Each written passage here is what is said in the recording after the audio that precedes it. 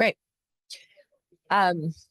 So welcome to Resilient Alpha, a podcast where we spend time with people that we feel are leading the future of the investment business. I'm your host, Suzanne Murphy, coming to you today from the Ivy Family Office Network Conference in New York, where we are graciously hosted by Pulcinelli. So welcome, and welcome, Rom. We're thrilled to have Rom Lee with us. He's president and chief investment officer at Seven Bridges Advisors, which is an outsourced chief investment officer for about $5 billion plus in assets for mostly ultra high net worth and family offices. Seven Bridges uses a sophisticated approach to investing, much like the world that Rom came from, and in the endowment and foundation space, where totally, I think you've been 25 years in the investment business. And prior to Seven Bridges was at the University of Pennsylvania's endowment, and as well as the Howard Hughes Medical Institute. Rom went to Yale, and we look forward to a conversation about the future of finance and how you do things at Seven Bridges. Great. Thanks, Suzanne. I'd love to spend a minute or two on your background, how you got here, how you came to the world of finance. Sure. It was actually a pretty circuitous route. When I graduated college, I first went to Peru for a year, which is before people tended to go to Peru, and did some nonprofit work, and then went to business school. And out of business school, I went to the Penn Endowment. So I sort of first tacked away from finance and then tacked back. And I really chose the Penn Endowment and investing because I wanted to do something that was very research focused, something where, as opposed to a deal environment where you do something and then move on and someone else has to deal with it. It's like you do the research, you make the decision, and then you have to constantly be re-underwriting your decision. So that's really how I got into the investment business. As you said, I spent 4 years at the Penn Endowment and then 9 years at the HMI Endowment. I don't know if people know the Howard Hughes Medical Institute. I always say it's the largest endowment no one's ever heard of. It's about $27 billion, and it's what the Howard Hughes fortune went to. That's great. I mean, and your reputation precedes you from those places, doing a great job for the assets, doing great in the world. But now you're at Seven Bridges, so you've come to the dark side, the private sector, as it were. And the name of the firm, Seven Bridges, was inspired by the Seven Bridges of Königsberg math conundrum. Can you just touch upon that? Because I think it's interesting, and how your investment corollary really informs your construction of portfolios and your selection of managers. Yeah, so it's kind of a nerdy story to the name, but the Seven Bridges of Königsberg was a math problem where you had to go around the city and only cross each bridge once. And it's actually an unsolvable problem. But Euler, in proving that it was unsolvable, also sort of presaged a lot of topography and other math theory. And we sort of used it in the sense that there is no answer to the problem of the Seven Bridges of Königsberg. There's no one answer, just as there's no one answer as to what is the right mix of assets to have for the next 5 years. No one really knows exactly what the portfolio should look like, but the process of trying to figure it out still leads a lot of insights, in the same way that Euler actually created a lot of insights into math by showing that it couldn't be solved.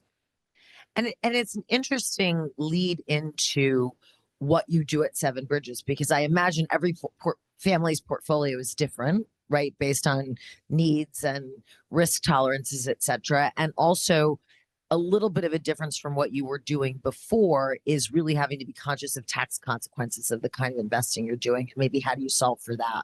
Yeah, so there is definitely, I mean, it is pretty different for me going from having one client, having multiple clients. Now, it's really about 15 clients, some large families and some small endowments that make up most of the assets. But to your point, they all have different situations and there are different mandates.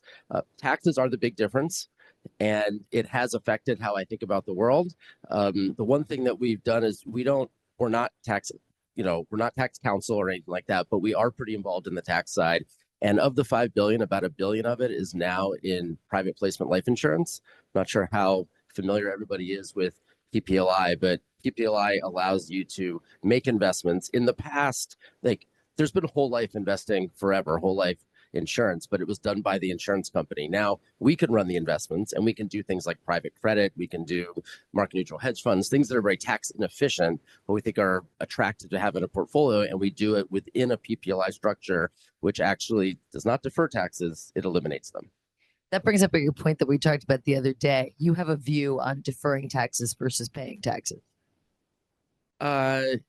Yeah, I mean, I think that people are like very happy to defer taxes. And the truth is that you want to defer some taxes, but you probably want to pay some long-term capital gains. As long as you're paying the long-term capital gains rate, you want to do it along the way.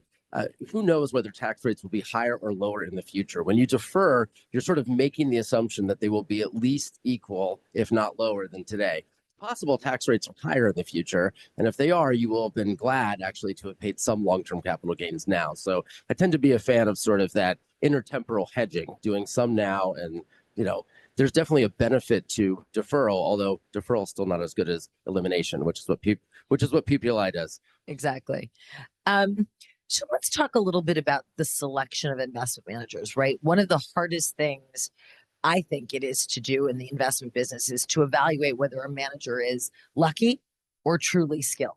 Because what the SEC makes us put on the front of our documents is true. Past performance is not a good indicator of future results. And this is probably one of the only businesses where that is the case, right? Because if you make good widgets yesterday, unless your plant breaks, you'll probably make good widgets tomorrow. But you can have an investment manager that has very good performance for some period of time and then all of a sudden just tails off, falls off a cliff. And there's lots of reasons for that. But how do you think about it? Yeah, whenever people ask about my business or we get a new team member, I always say, this sounds a little pithy, but that in our business, we're constantly fighting survivorship bias. It's like pollution. It's all around you. It's terrible for you, and you don't even notice it. It's just in the air. So we're constantly seeing people coming and telling us that they've done a great job, or we're only seeing the winners of a strategy. So we do try to spend a lot of time trying to figure out how people made money, not just if they made money. Obviously, if there's a investment strategy that has a negative expected value, 100 people do it, 3 of them are going to keep getting that upper note if you think of it as like a binomial tree, and they're going to show up and tell you that they're brilliant. So our job is always to think about what kind of Never met anybody who's not in the top quartile. Yeah, exactly. So it's who at least is trying to raise money. Some people are just trying to keep the money if they're not. But we really that sets a whole nother set of problems up, right? Are Yeah. they still taking the risks that they used to take to get that money? Well, one of the things that I very much focus on is I believe that the process comes out in the portfolio. I mean, the portfolio today. I don't really want to talk to a manager about what they did 2 years ago or what they did 3 years ago. I really want to know, what do they own today and why do they own it? They can't tell me a revisionist story about that. And then I can talk to them again in 6 months or 9 months or a year and sort of monitor what they're doing. But I need to know why they own it today. And the worst answer is, well, when I bought this 3 years ago, blah, blah. I don't care that you bought it 3 years ago. I don't know, why do you own it today? And so we very much focus on what are the risks that they're taking today, trying to figure out. I mean, there are managers who love to take new product launch risks. That'll never show up in their deck. But if you talk them through their portfolio, you realize a third of the names are all about a new product launch. That's interesting. And I think that, I always tell managers who come to me for advice or who are pitching me, don't put your performance on the first page of your deck. Tell me everything about how you got there and show me the performance at the end of the deck, because I think that that's more relevant. Yeah, although I would say that most of the decks all look the same. And whether it's a pyramid or a funnel or whatever it is, that's why I like to actually go through the portfolio and say the process, the real process. Why'd you spend time on this? How did you get this? What kind of work did you do? Is it have a hunch, bet a bunch, or was there a real process and real work and real insight done? So talking about different sector, you're looking at managers across all sectors, but you have a lot of experience in the macro space, and you've directly implemented macro strategies when you were in the endowment world. Today, you're obviously looking at macro managers, and we're living in a really uncertain world, which affects macro managers, the kinds of investing you might want to do in macro, right? The political world is very uncertain. Tariffs, we don't exactly know. A lot of companies I talk to, they don't know what they mean yet. The Fed's probably going to raise rates next week, but we don't know. And if lower rates next week, but we don't know. And if they lower them, how much? The dollar's been weak. We could go on and on. So what spaces are you thinking about currently in terms of allocating new capital, and what areas are you trimming? Yeah, I do think about it differently than I did when I was at HHMI. I ran an internal macro hedge fund. I traded every day. It is different when you're thinking more sort of 3 years out. But that being said, I will say that on the margin, and this is more about valuation than it is about tariffs, on the margin, I do think that private credit's a little bit attractive relative to equities. That being said, I'm not interested in locking up for 7 years in private credit. I'm doing short-term stuff that looks more like factoring of receivables, where it's very short duration, very amortizing. The idea of locking up for a fund for 7 years in credit when you don't know if SOFR is going to be 4.5 or 2 is very hard for me, and it doesn't tend to be that tax efficient. Like there's, you can try to make it more. So on the margin, I do think private credit is a little bit attractive, but a little bit, I will say I'm not as negative on equities. I mean, a lot of people are like, the valuations are so high, And I think I'm not as negative for a couple reasons. One is I'm probably not as negative on, I don't know if it's tariffs, we'll see what happens with the court, but I'm not as negative on sort of redoing our terms of trade. I do think that we have had a post-World War II framework for how we trade with the world. And the idea that that needs to be reset. I mean, the fact that China still has developing nation status at the WTO doesn't make a lot of sense to me. The idea that there needs to be some reset. I don't know if tariffs are the way to do it, but there's some sort of reset. So I'm not as negative as some people are in terms of what that means. I think some of this makes sense. And then the other thing is that I do think that I am a believer. I don't know exactly what the path is going to be. I think it's going to be choppy, but I think AI is going to increase total factor productivity. Total factor productivity is the increase you get from outputs without adding additional labor or capital. So that's really the kind of thing that AI can have an effect on. The internet and mobile had a huge impact on total factor productivity. That's how a country gains wealth, is increasing total factor productivity. And I do think AI will have an effect. I think it'll be fits and starts, but I think it will have a huge effect. So that makes me positive. The other thing that makes me positive is if you look at the market, the index, the big companies are young companies. I think this makes a huge difference. When you look 10 years ago at the top 10 companies of the S&P, there were a lot of old companies in there, Exxon, GE, JP Morgan. Now, 8 out of the 10 are all tech companies, and most of them are relatively run by their young. founders. They're run by their founders, or their founder is around, like Bezos, even if it's not run by the founder, but they are young companies. They are aggressive. I mean, Facebook still buys companies to shut them down. They are aggressive. And that may or may not be good for society. And Brian was talking about some of the problems with, innovation, things like that. But I think just from an owning the equity perspective and owning the index, I'm much more positive on, and I continue to be positive on mega cap tech, because I do think that these are young companies that are aggressive and they still have pretty big runways. I mean, with all the issues and tariffs may cause problems, and the jobs report was weak and all this sort of stuff, how much does that really affect anyone's view that Meta is going to increase their share of e-commerce take? Once they figured out how to have people buy within the app and not be sent outside, their e-commerce took off. That's going to continue. I don't really think Meta's e-commerce take is going to be that affected by the jobs report or this or that. So and the S&P has become increasingly, by our measure, and we measure tech ourselves because Visa and MasterCard used to be in tech, but they're not. Viva Software's in healthcare, Amazon's in consumer. But if you add all that up across everything, the S&P is about 46% tech. So it does not look like the economy. I think that's very, very true and an important point that people need to remember. But since we're talking about AI, I'm going to skip ahead a little bit. AI is obviously very important. It's transformative for many industries. And, I think there will be winners and losers in terms of investing in AI. But when you think about AI, how do you think about it changing the way investment managers manage money? Yeah, I mean, I think the way AI is going to affect us is unbelievably hard to predict. I think that there are some clear winners and losers, but there's going to be a lot of winners and losers that are not clear. The future is always unbelievably uncertain, right? I mean, it's like, even if I always make this aside, but I always make the point, even if you knew the future, you would get the investing wrong. If at the beginning of 2020, you could see every headline for the next 2 years, but not the stock market, you would have sold everything. Global pandemic, huge recession. The market was compounded at 21%. So I think the idea that we can predict exactly how it's going to affect it, I do think that you're going to have the ability for people like me who are some of that to actually use a lot more unstructured data. One of the great things that AI does is that it's able to use words and unstructured data and summarize it and see patterns. I mean, it's really, there's things that AI it's not good for. AI is not good at building an LBO model right now, but it's really good at summarizing and seeing patterns. And the ability to use unstructured data And I think Brian was making the point about how there used to be 5 points data. Now there's all these different points. That's going to be true for us looking at investment strategies. We're going to be able to pull data points. Right now, you just get it. If you want to look at PIMCO's fund about whatever, you get information from them. You're going to be able to get information from all kinds of places that AI is going to be able to scrape for you and sort of learn about as you make decisions in investing that we just have never had the ability to do, because while I don't consider AI to be an expert, I think of AI as like a team of college interns. So you have to sort of really check that what they're doing is right.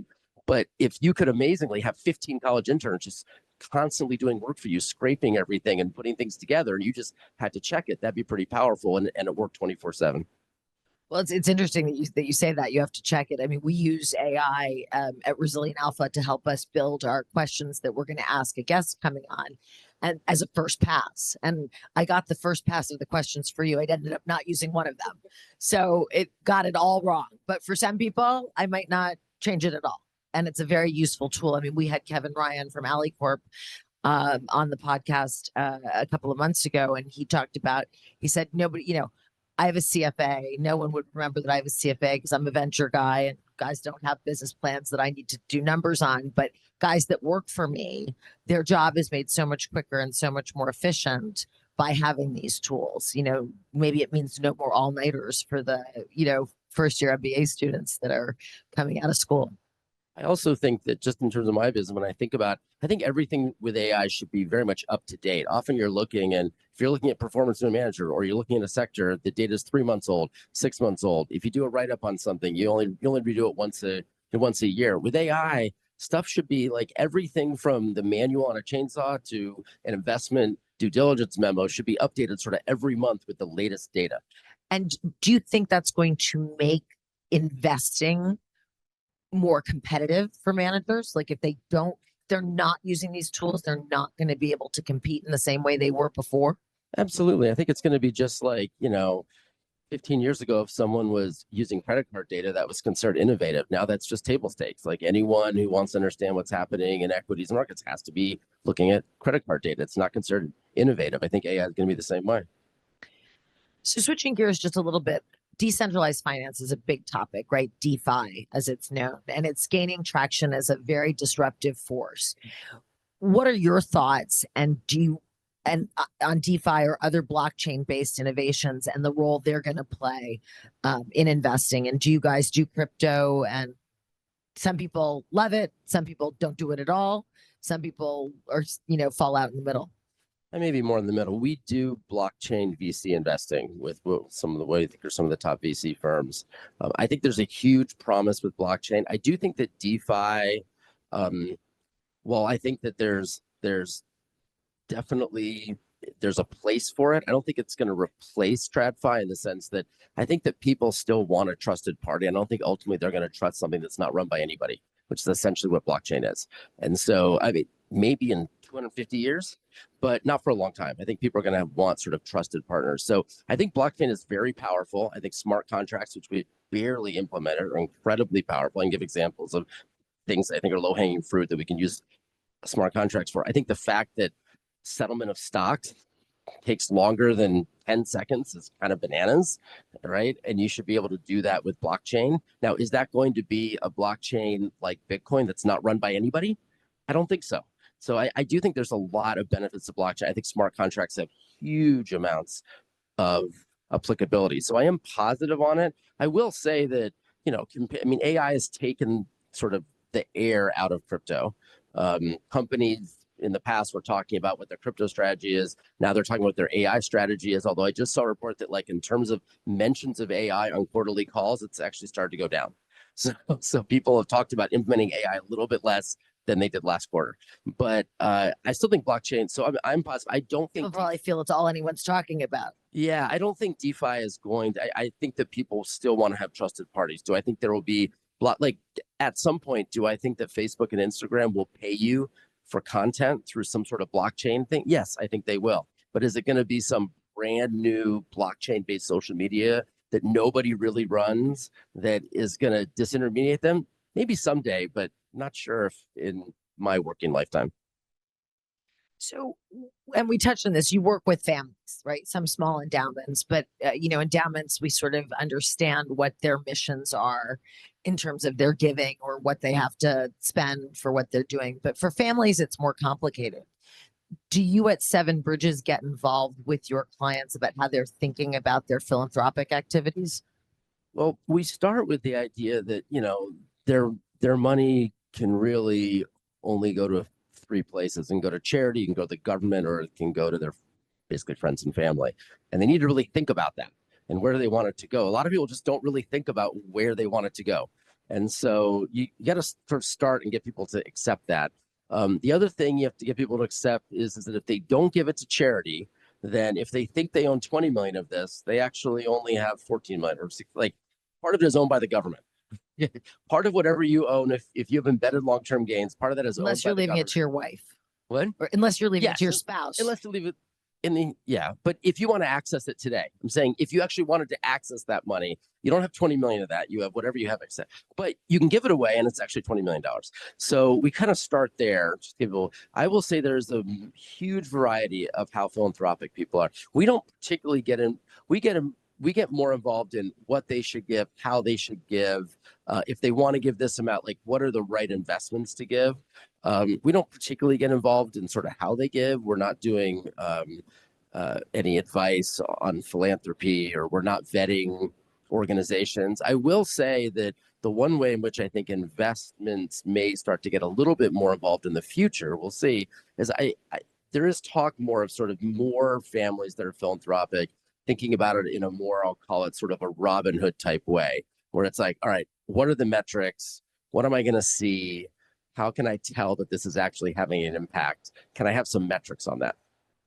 Yeah, I think that is important. I mean, my father's widow is very focused on that. She can't decide where she really wants to be involved because is AI going to change the future of higher education? And so is giving money to that, not make sense anymore. I mean, there's a lot of conundrums, I think, around that. And do your clients and there's probably a different answer. There may be a different answer for your more institutional clients versus your family. But ESG has been a big buzzword in this business for a long time, right? Environmental, social, and governance in terms of investment decision making. Is that something you guys look at or not? I would say that in my experience, that there's a lot more talk about impacting ESG than actually doing it. I think that institutions have been better at actually coming up with rules because they're institutions. They come up with a rule and they say that's our ESG rule. For families, it tends to be soft. They say, oh, we don't want to do oil and gas, but they don't necessarily define exactly what that is. I'd say the most common thing is just not wanting to do oil and gas. Just say, we understand it's important. It's not, listen, Kind of binary, right? These families are not pulling us. They understand we need energy. They just are sort of like, personally, they don't want to be involved with it. And so I think that's probably the most common one. We do some very targeted private equity oil and gas investing. So you think it's much better than the public markets. So that's an area where we're very clear with our families. Does this fit your family values or not? We have no opinion on that. People have a variety. We want to, help our families navigate what works for their family and their mandate. Great. Well, I understand we have some questions from the audience, so I'm going to turn it there before we come back and go to our lightning round, which is really designed to get to know you a little bit outside of your core focus. Yes. Quick question. As the world turns to this agentic AI movement, there's going to be a lot of due diligence that has to be done on these agentic AIs. You'll get companies saying that these agents are doing X, Y, Z. So my two questions around specifically only the agentic AI, and if you could address it to the supply chain kinds of solutions that the agentic AI is providing. One, how are you going to do the due diligence to see whether the agentic AIs are working as they're supposed to? And number two, more importantly, what are you putting in place to measure the ROI of those agentic AIs? So that is a very different kind of a question than, oh, we're going to do ChatGPT and get some answer from some agent, which is not an agentic AI. So I think your whole procedure of doing due diligence has to change. And so I'm asking, what are you doing now and what will you do later? Yeah, I mean, agentic AI is something that's more of a promise. We're right at the beginning of it being implemented. I will say that, everyone worries that agentic AI is going to do something wrong. People also do things wrong. People also mess up. People also make mistakes. And so, I think the idea that AI is going to be held, I mean, hopefully it makes less, but, I think that you have to check what people do also. I mean, you have to have all kinds of checks. So I don't know that agentic AI is going to necessarily, I don't think it's going to eliminate the need for there to be checks. I mean, right now we have checks. When we move money, there's a callback. You know what I mean? It's not just like, oh, we assume that the back office that moved the money did it correctly. That may be done by an agentic AI, but there's going to be a callback. Just Well, like you there's can't now. because there's so much fraud, right? I mean, I know of a story where somebody bought a piece of art. There was actually scams, more than one person, but you buy a piece of art, you get an invoice from the gallery. Somebody's intercepted that email with the invoice in between getting to you and changed the wire instructions.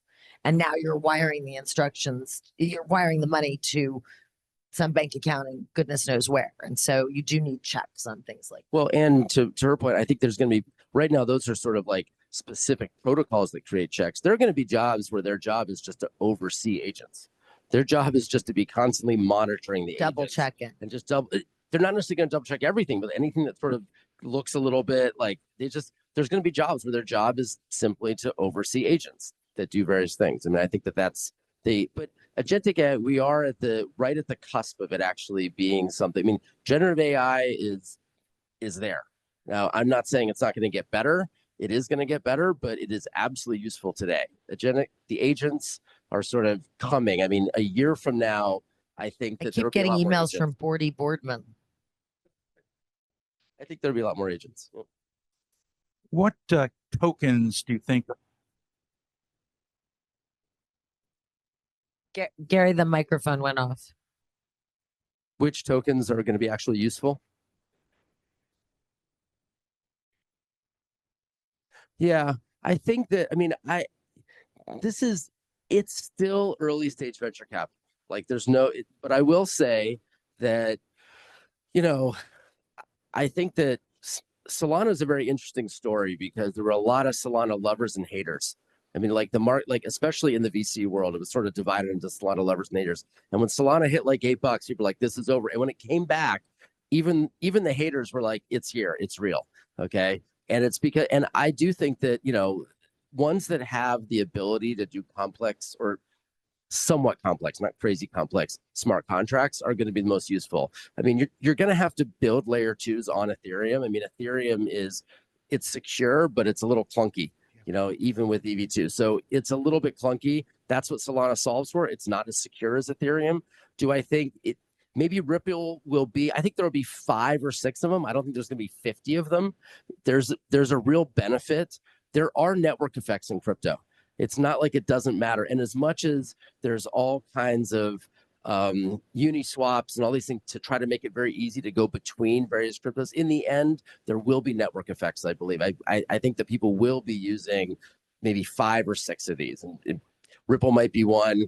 Personally, I think that Solana has sort of proven itself by almost dying and coming back and having the haters turn around and say, this thing's not going anywhere.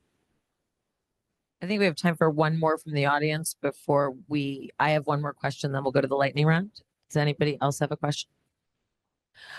Before we go to the lightning round, I just wanted to touch on something that comes up a lot at conferences like this, where, the audience is predominantly family offices, and maybe how you at Seven Bridges, how your team is working with your clients vis-a-vis their next gen, right? Because it's a big issue for families. Some patriarchs, have it down in their own mind. Some patriarchs or matriarchs don't have any idea what to do. And then there's everything in between. Do you guys get involved with the families, talking about either working with their next gen to educate them, how do you guys think about that? Yeah, it's a big thing. Just, everyone's talking about the huge amount of wealth transfer that's coming. And it's a huge amount of wealth transfer. And, there's often a very different orientation in terms of what the patriarch or matriarch wants to do and how they think about the money and how the next gen does, in several different ways. Number one, the next gen does tend to be more values driven, more mission driven. They think more that way. Now, I think it's a little easier for them to think that way when it's a little more theoretical and it's sort of generally mom or dad or granddad or grandma's money. But I think they are more values driven. I also think that they often are, just because they're younger, they're sort of more fascinated with things like crypto and venture capital. And often the people who made the money are not really interested. They see those as high risk. And so there is often It's a get rich versus stay rich mentality. Yes, exactly. And so the one thing that we've gotten more involved, both in terms of, you said, in terms of educating the next generation, but one of the things that I think that firms like ours are doing more and more, which when you first hear it, it sounds very soft, but it turns out to be pretty important, is like, how do you create conversations among the family that are not just sort of a family free-for-all Thanksgiving, but in a thoughtful process way about how this money's going to be managed, who the money's for, and how the people who are often bequeathing the money want the next generation to think about it. And that's actually kind of better done in a boardroom than at the dining table. And so it's helpful to have someone like us, I think, involved with that. To put some structure around the process. Well, this has been great so far. Now we're going to transition into some short questions with, relatively short, pithy answers, if that's okay. So what do you think from your perspective, or what are you thinking as a firm is the biggest risk investors should be thinking about in the next decade? We don't need near as much energy as everybody thinks. We have quantum computing or something, and all this extrapolation isn't real.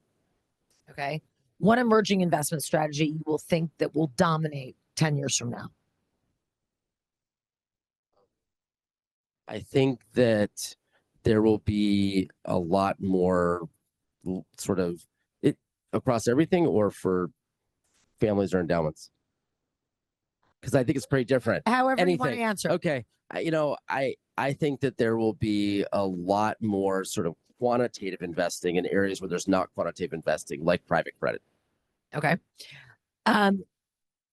Coming from your background of having done more philanthropic things before you went to the endowment world, and before, as I said earlier, you came to the dark side, if you could solve one global challenge through investing or investments, what would it be? I mean, clean water. If there was some way to sort of, encourage technology where people got paid for clean water, that would be number one. What's a trend in philanthropy you wish would disappear? I guess people putting their names on things and status giving. I had a feeling you were going to say that for some reason.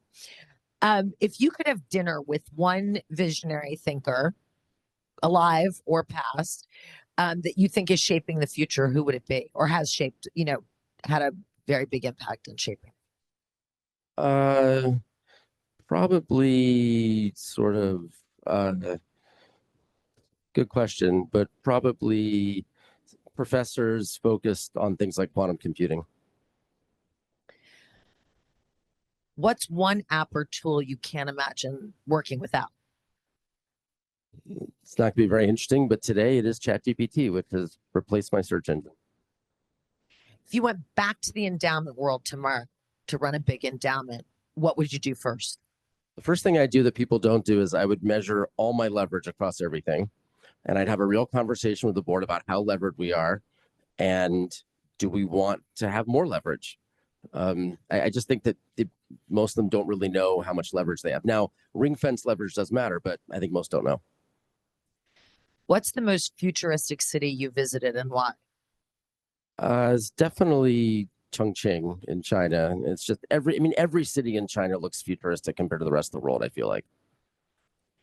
And lastly, and I tend to ask this to everyone, if you couldn't do what you're doing now, what would you be doing? I think that I would be running an orphanage somewhere. Oh, okay. Great. So what are your thoughts about the Yale University and their over investment in public equities, private equity, sorry. And that's number one. And the second one is, what do you think about corporates using leverage to buy Bitcoin and put it in their treasury?